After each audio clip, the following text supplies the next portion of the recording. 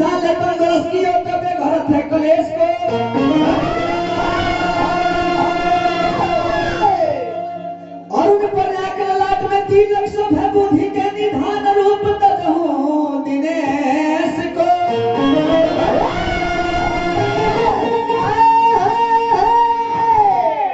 मंगल करम हरण शरण गयो दित प्रभाव जाके विदित है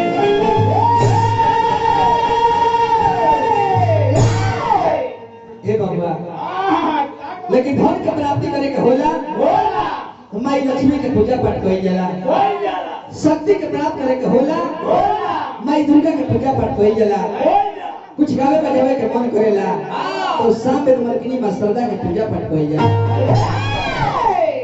लड़का माई के दरबार में गइल बड़े गोर लागत रे कहत रे की वो मजंती मंगल काली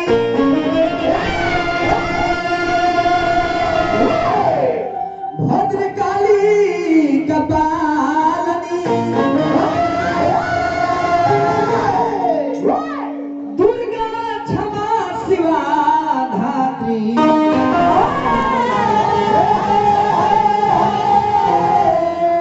स्वाहा स्वधा नमस्ते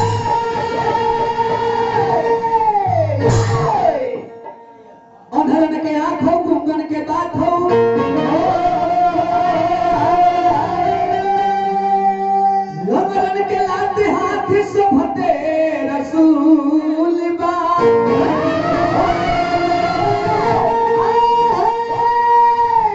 तू ही मैया सीता हो वेद पुराण गीता हो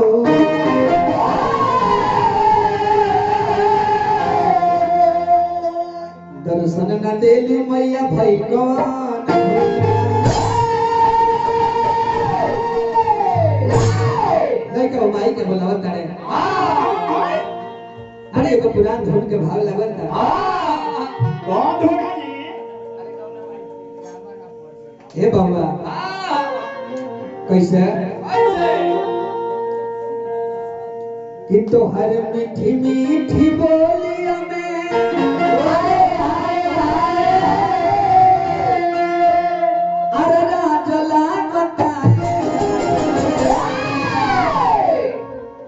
दिया ना बुताई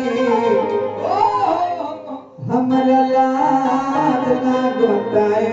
राजा ए महाराज जी है तो है के बा अरे कोई खुश होता नहीं तो हुआ ई नहीं कहे के लय ऐसा चीज हो लय एगो बर्तन हो ई बनावे वाला के ऊपर डिपेंड करता कि दाल भात बनाई हाजी हाजी का बनाई बनावे वाला के ऊपर डिपेंड बा यही लय के सहारे चले के बा यही लय के सहारे लय के माई के दरबार में गई पड़े जाके गोल लगत रहे चलो मास्टर म्यूजिक से बा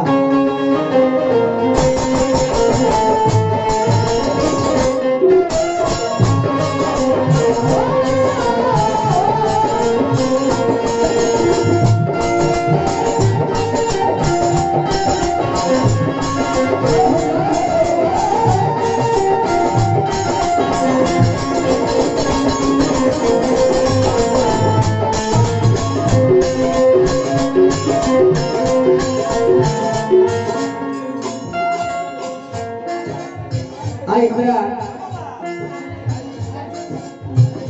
टुंटू नाम जी के भगिना जी के